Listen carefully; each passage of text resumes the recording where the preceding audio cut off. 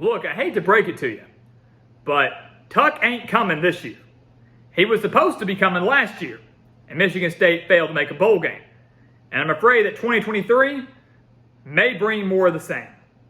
So welcome back to the Gridiron Expert, guys. We're so glad that you could join us today as we get ready to break down Michigan State's schedule and record for this upcoming college football season. As always, please continue to like, comment, subscribe, share our videos, and check out everything down in the description below, including those expert picks over on our website, thegridironexpert.com. Some of the best college football and NFL spread picks in the entire country for one of the lowest prices in the country. Subscribe today. It's a full year-long subscription. We're beating out over 80% of the national handicappers, and we've done so each of the last 5 years. So if you want a guaranteed winning season, if you want guaranteed money right back in your pocket, this is the place for you. It's one of the few places in the country that will guarantee that. So go take advantage of it. Sign up today. Check out our Patreon account for exclusive college football content year-round. Become a member of our Patreon Wall of Fame. And check out our mailing address. Send us some gear down to the mailing address in the description. We'd love to get some Michigan State representation. We'd just love to get some Big Ten representation. Whoever your team is, send it to that mailing address, and we will display it in every single Gridiron Expert video as we expand our GE Nation from coast to coast. So let's take a look at the Spartans, guys. Got nothing against them, right? Nothing against Michigan State. I have a lot of respect for Mel Tucker. I have a lot of respect for this program. I have a lot of respect for what Mark D'Antonio did with this program before he ultimately left Michigan State. But this could be a rough year for the Spartans. Last year was a rough year for the Spartans, following up that phenomenal season where they won the Peach Bowl in 2021 and going 5-7 in 2022. Now you look at this season. They'll lose on offense Payton Thorne, their star quarterback from the last couple of years. He's gone, transferring out to Auburn. Now it's up to Noah Kim. And keep in mind, Thorne transferring out late. What's up with these Michigan State players choosing to make these decisions late? You know, Mark D'Antonio chose to leave the program late. Payton Thorne choosing to leave the program late. Kind of puts the Spartans in a tough spot around mid-March, mid-April. It's a bad position to be in. Noah Kim, more than likely, going to take over the starting quarterback role for the Spartans. Has 19 passing attempts, though. That's it. 19 attempts last year. That's all they got. It's a bit of a concern. This is the Spartans offense that averages 24.4 points per game last year. That's 353 yards per game. They also lose their top two wide receivers in Keon Coleman and Jaden Reed. They do have a solid offensive line. I will give them that. They do return a solid running back, and Jalen Berger had 683 yards last year. But the quarterback position really concerns me. The wideout position really concerns me. And this Michigan State offense might not take a major step forward like people would have hoped. You look at the defense, 7 starters are back. That's big for them.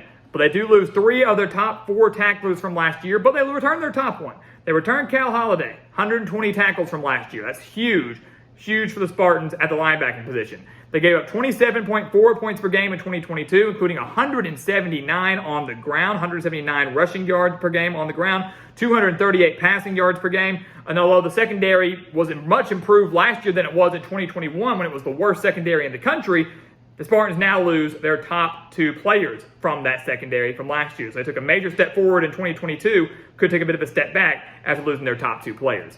You take a look at the schedule for Michigan State, it's not easy by any means, right? The Big Ten East is one of the toughest divisions in all of college football. You're in there with Michigan, Ohio State, and Penn State. That's tough enough. Then you draw Washington, one of the top teams out of the Pac-12, one of the top teams in the country. Draw them in the non-conference. And then your cross-division games. You've got to go to Kinnick Stadium to play Iowa. You've got to go to Minnesota to play the Golden Gophers. And you face an improving Nebraska team as well.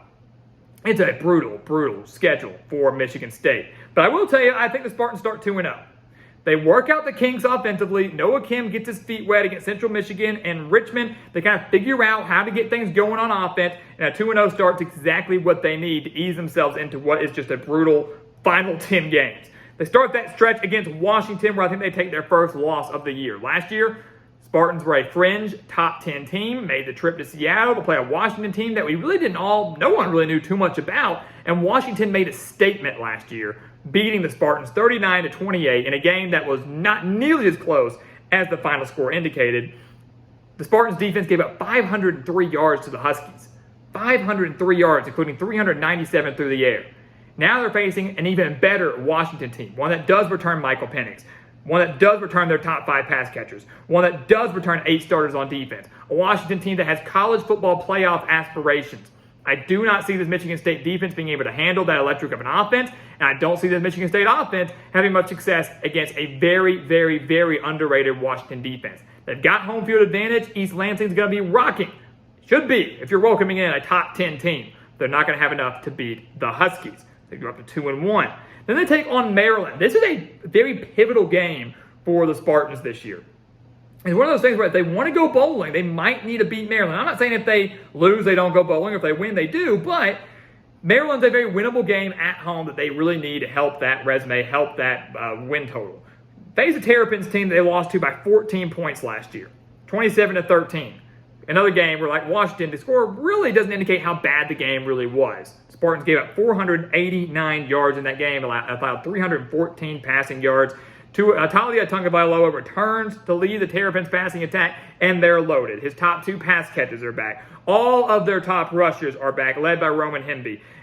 Again, this is a Michigan State team that we mentioned gave up over 179 rushing yards per game. Hemby was nearly a 1,000-yard rusher last year. So not only do they have to find a way to stop the Maryland run game, but they got to find a way to stop the Maryland passing game, which is going to be the strength of the team. I like Maryland a lot in this game. I don't know why so many people are picking Michigan State to beat the Terrapins. This is a Terrapins team that is arguably the best team that Mike Locksley has had since he took over the job. I don't see Maryland dropping this game in East Lansing. I think it's close. I felt maybe closer than last year, but that passing attack and that offense is way too much for the Spartans defense to handle. So Michigan State drops to 2-2, and I believe they'll drop to 2-3 with a loss at Iowa. It's very, very hard to win at Kinnick Stadium. That's any given year. It's hard to win at Kinnick Stadium. But now facing an Iowa team that finally has a competent quarterback in Cade McNamara transferring in from Michigan, returns their star running back in Caleb Johnson, 9 starters back total offensively, 7 starters back on defense that allowed just 13.3 points per game. We'll have one of the best defenses in the country this year. Again, with a relatively unproven quarterback in Noah Kim, I don't see Michigan State finding a way to get enough points on the scoreboard to win this game. They fall to Iowa. They're 2-3 heading into the bye week. Not looking good. Coming out of the bye week, they take on Rutgers. Another winnable game, right? A Rutgers team that is no longer to me the cellar dweller in the Big Ten. No longer the cellar dweller in the Big Ten East. They are certainly improving and have been way more competitive these last few years under Greg Schiano. Nearly made a bowl game in 2021. Technically did, I guess, with the 5-7 record, but APR. It's important. But technically almost made a bowl game officially in 2021. 4-8 last year, but had a couple close one-possession games, including one to Michigan State, where Rutgers only lost 27-21. Granted, the Scarlet Knights did score a late touchdown to make that game look a little bit better than it was.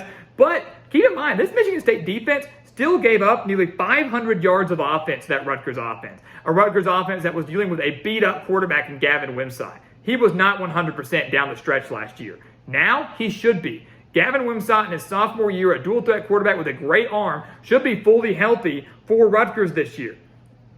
If the Rutgers offense that wasn't all that great last year could put up nearly 500 yards on Michigan State, I'm not saying they're going to do it again, but I'm definitely saying they can put the points on the Spartans this year, especially with Wimsatt, especially with a new offensive coordinator in Kirk Chiraka, and especially 8 starters back on defense with a very, very, very strong front 7. They generate a little bit of pressure on a young quarterback, now on the road in Piscataway.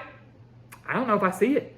I think Rutgers beat Michigan State. I know everybody's going to flip out about that. Oh my God, how we're going to lose to Rutgers? You're ridiculous.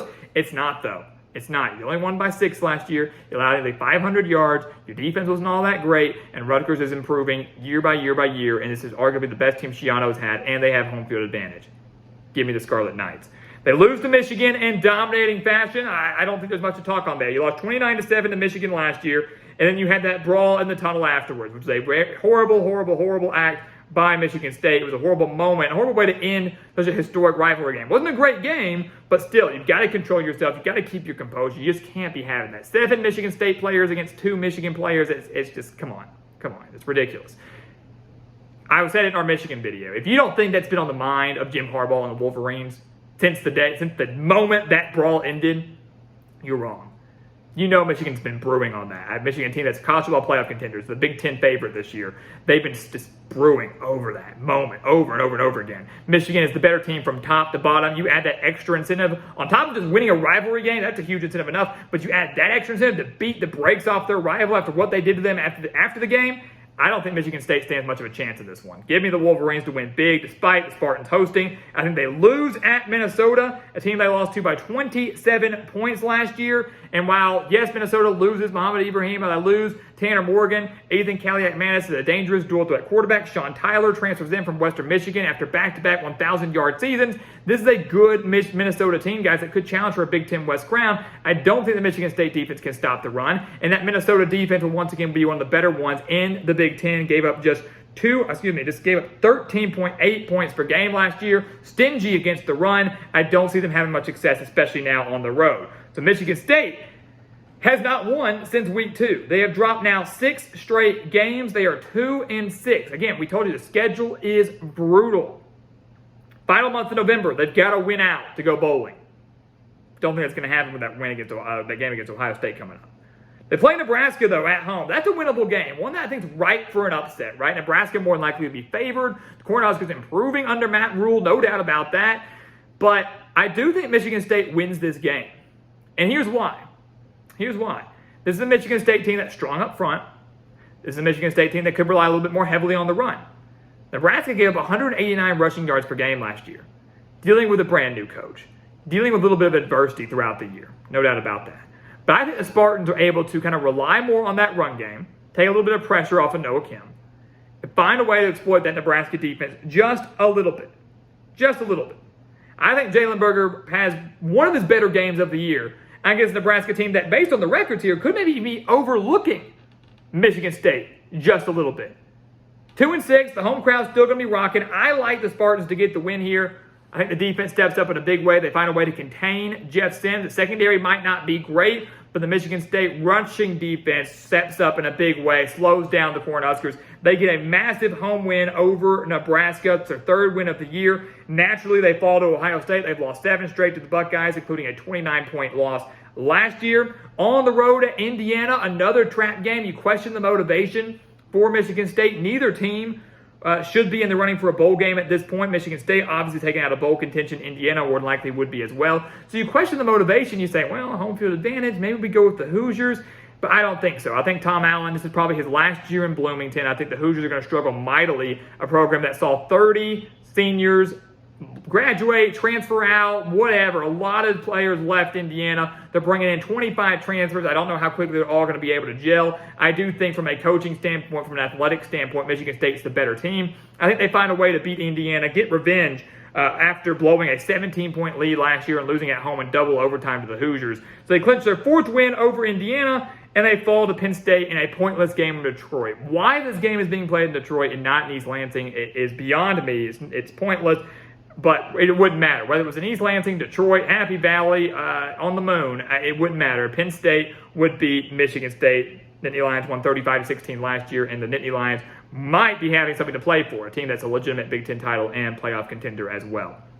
So with that being said, guys, we do have Michigan State falling to 4-8. Actually, a bit of a step back after last year's 5-7 record. I will say, I do think there are 2 other winnable games on the schedule. Maryland is a winnable game. Rutgers is a winnable game. You win both of those, you go 6-6. But I'm here to tell you, the floor, the legitimate floor for Michigan State is 2-10.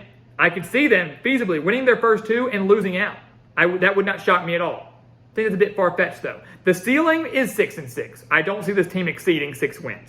Too tough of a schedule, too many questions offensively, a defense that still needs a lot of improvement. I would be floored if they exceeded 6 wins. I think their range is 4-8 to 6-6. I'm going to go on the far side and say 4-8. Wouldn't surprise me to see them snag a win over Rutgers or Maryland and get to 5-7 and match last year's win total. Just don't think this team is a bowl team this year. I think they fall a little bit short. Again, they've just been put in a tough spot. Very tough spot with the transfers, very tough spot with all the questions, and a very tough spot with the schedule that they've been dealt. Spartans take a major step back to 4-8. They can't get rid of Mel Tucker, I wouldn't think. They inked into a large contract a few years ago. Don't necessarily think that they're going to buy him out of that. So making next year, 2024, a year where Michigan State really has to take that major step forward and show some growth and improvement. But unfortunately, that will not be happening in 2023. So guys, as always, thank you so much for watching us here at the Gridiron Expert on YouTube. Make sure to continue to like, comment, subscribe, share our videos, and check out everything down in the description below. Remember, our expert picks over on our website, thegridironexpert.com, some of the best college football and NFL spread picks in the country. Our Patreon account for exclusive college football content year-round. Our mailing address to send us some gear, whether it's a Michigan State gear, Big Ten gear, whoever your team may be, send us some gear to be represented in every single Gridiron Expert video. And once again, guys, as always, thank you so much for watching, and we'll see you next time right here on the Gridiron Expert.